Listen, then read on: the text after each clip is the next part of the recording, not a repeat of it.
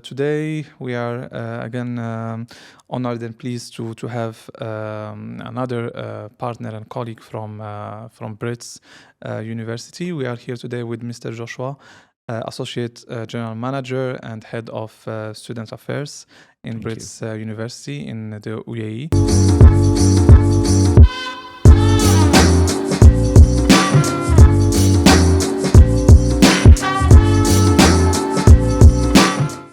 مرحبا بمتابعين ومستمعين بودكاست بلس.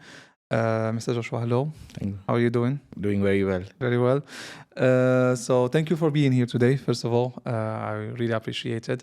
Today we're gonna you would walk us through the process to apply to the university. What are the requirements, and other topics that we will cover today.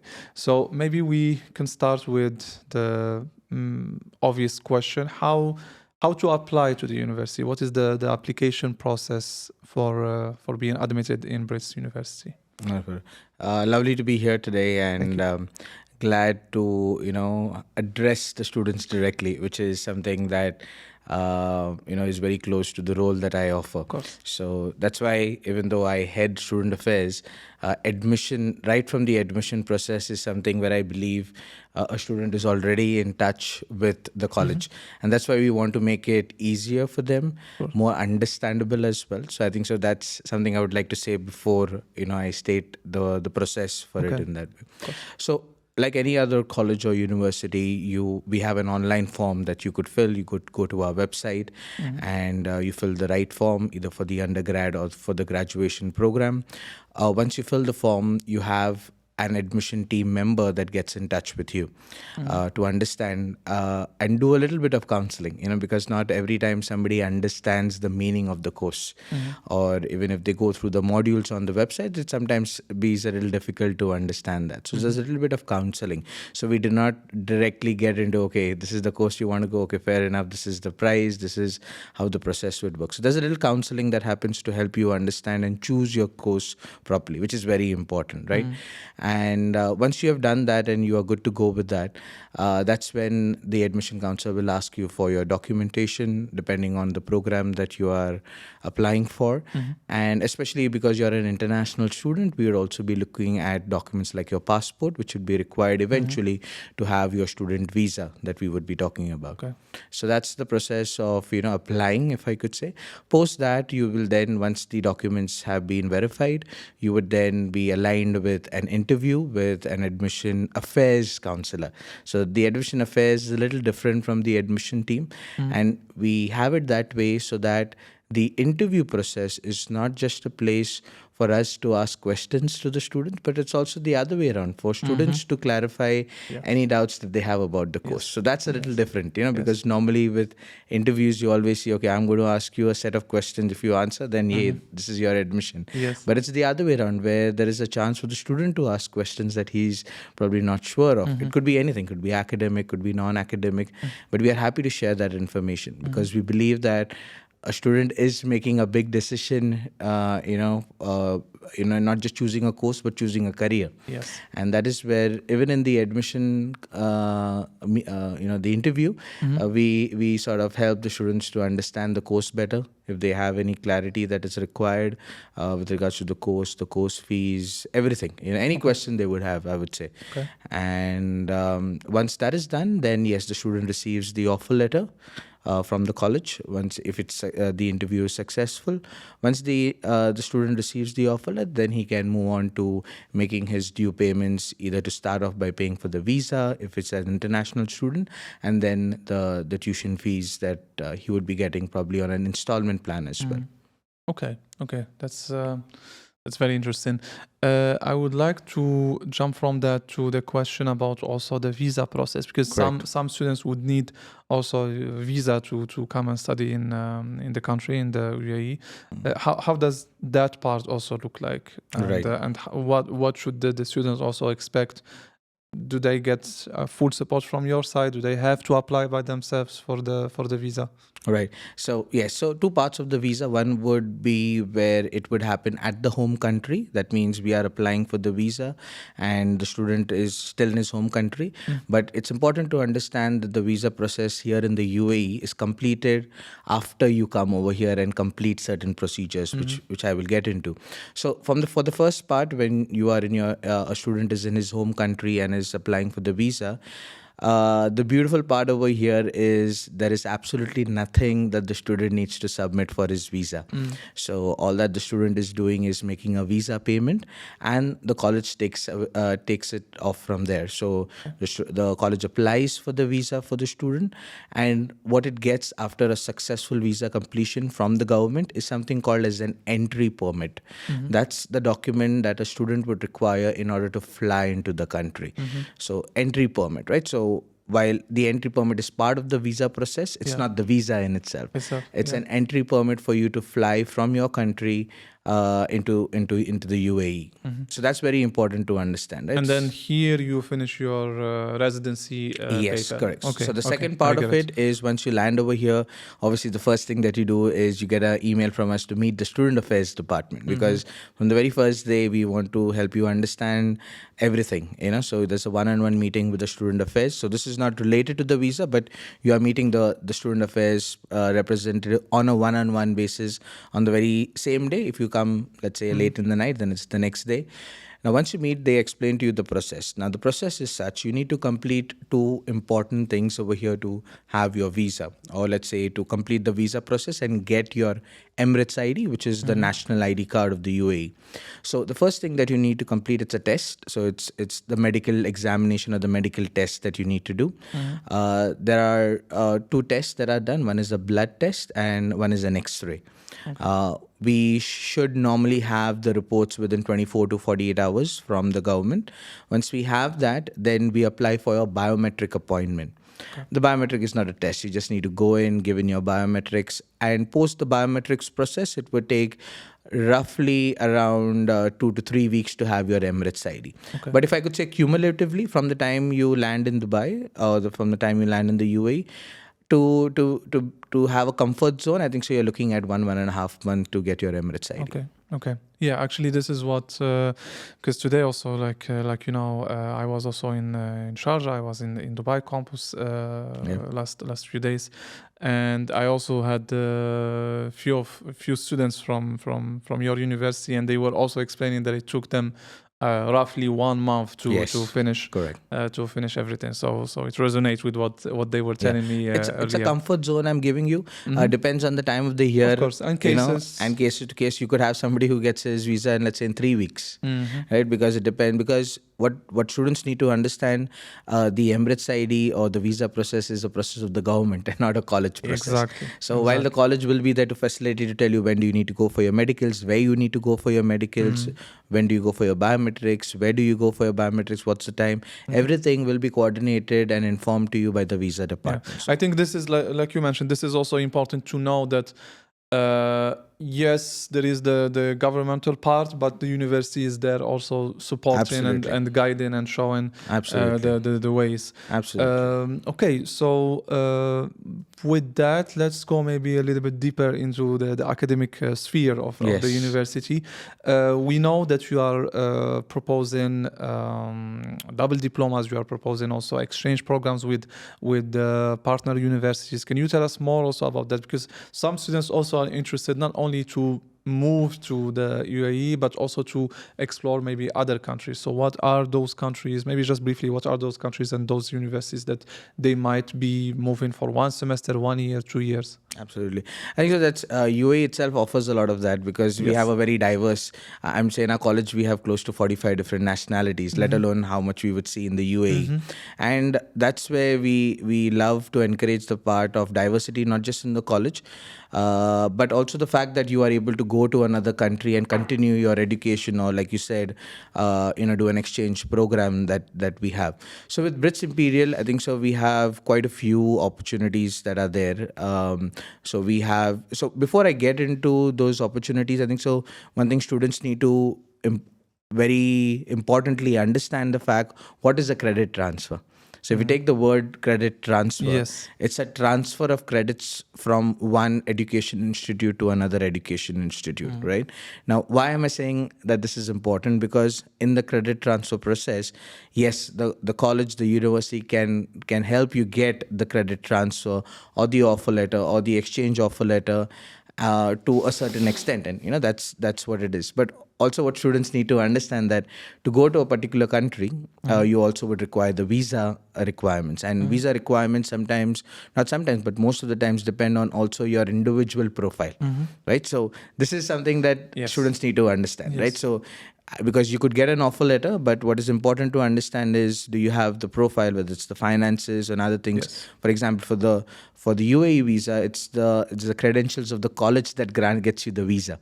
But when you go, let's say, to UK, or you go to Australia or to the US, then you're looking at the possibility of or you're looking at the fact that you need to also put in the effort to make sure your finances are in place, your sponsorships are in place, in order to make sure that the visa gets granted. Yes. So that's very important to understand. But otherwise, credit transfers, yes, credits that you earn in British Imperial University College is where you could take it to another country and study. So coming to that, so yes, the first place, I'm saying, because Nuclear Business School, the British Imperial qualification, France becomes the first very, very important option. So once you study your first year with us, for the second year, you could go to our partner colleges. One is Nuclear Business School themselves in France. You could go to Essentia Business School again, which is in France. So France, because you're studying a French curriculum, you already have access to that. The second college I would like to mention is the Hotel School of Southern Cross University in Australia. So some of our programs have the option again over there, where you complete 1 year. You could complete 2 years and go there for the final year as well. So this is more for the bachelor's program. So you either can do a 1+2 or a 2+1 option when it comes to that. Then we have post-university, which is in the United States. Again, the same progression option that you would have. We have in Canada as well, which is University of Canada West. Again, the option over there to transfer on a 1+2 or a 2+1 program. Okay. And we keep looking at new opportunities. Now, while we might have partnerships, UK obviously, because it's the European qualification. Again, we have a lot of UK universities that a student can take a credit transfer to. But what is important to understand, that I can, or my team can, work on individual cases as well. Say you do not want any of these and you want to, say, have one specific college in mind. I think so that is where the college, even if it is one student, we will write to that college, Okay. have talk about you, talk about what you have done, what you have completed over here, and get you an opportunity to get an offer letter from them for the second year. So we do not restrict ourselves to only the colleges that I mentioned or many more, but I just wanted to give you a more different country option over there. But even if a student, like I said, wants to look at one very specific country or one specific college in that country, we are happy to write on behalf of the student, and help him or her get a second year or a third year transfer. Okay. Okay, like you said, being in the Emirates itself, it's an experience. So this is a plan, not even B, maybe C. That okay, maybe I would like to go here or there, but being here is already satisfactory. Let's say, to have all the nationalities that you have, to have all this kind of diverse culture and different mindsets also in the university. This is also is very helpful to shape the personality of the young graduates. Absolutely. I do want to actually come back to the preparation of students, because we talked about that first month, let's say, when you are already here. But earlier today you told me a very nice and interesting story, that we are preparing everything to the details, and one of them is preparing for cooking. Yeah. Yes. Absolutely. So can you please give me this example? Was very very interesting to me, to know that the university is going To that extent. To that extent, exactly. I think so. We But as sorry to interrupt. Tell us more about the overview Yeah, about absolutely. it, and then we can go to Yeah. that story. So I think we as an institute very strongly believe in the student experience and not just only the qualification, which in itself is very good. Yeah. But we believe, like say for example, when you're choosing a course for us, we believe you're choosing a career. Right, when you are looking at coming to the UAE, it's not only about for studying but exploring the UAE itself. In fact, during our orientation we make it very clear to the student that UAE is your campus and not just Brits Imperial University College and those four walls. So when our students come in, most of our students are international students, so probably taking off from that example, d- between the orientation day, which is technically the first day when all the students gather in an intake, to the time when actually the academics start, or the first day of your lectures, we have a good 3 to 4 weeks, which we call the induction weeks. And during these 3 to 4 weeks, we sort of prepare the student for the entire year or the years to come. Now, little things that we do, or the example that I mentioned is, we know that a lot of our students internationally, would not be equipped, if I could say, to, let's say, prepare their own meals or, take care of themselves, if I could say so. Yeah. So we during the induction week, we start off with cooking skills. Helping a student understand, how you could, let's say, with basic chopping, or prepare a breakfast for themselves, because that's the meal that's very, very, very important. And why do we do this is, so that it makes the student independent, and at the same time, obviously, it doesn't spend money unnecessary to, let's say, order food, and obviously a lot of outside food isn't good for one's health as well. So that is where we start with, cooking skills, and we have our teachers and mostly the mothers of our college, who help our students prepare very basic meals, not very complicated ones, some things that they can pick up and go. So that's what we do, as, let's say, one of the initial sessions that we do.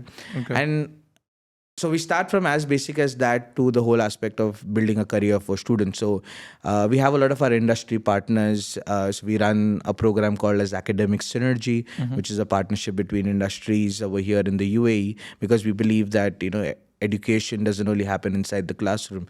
So we have a lot of our industry partners who come in. They do sessions like resume building. They do sessions like how do you build your LinkedIn profile? How do you prepare yourself for an interview, right from interview etiquette to actual mock interviews as well.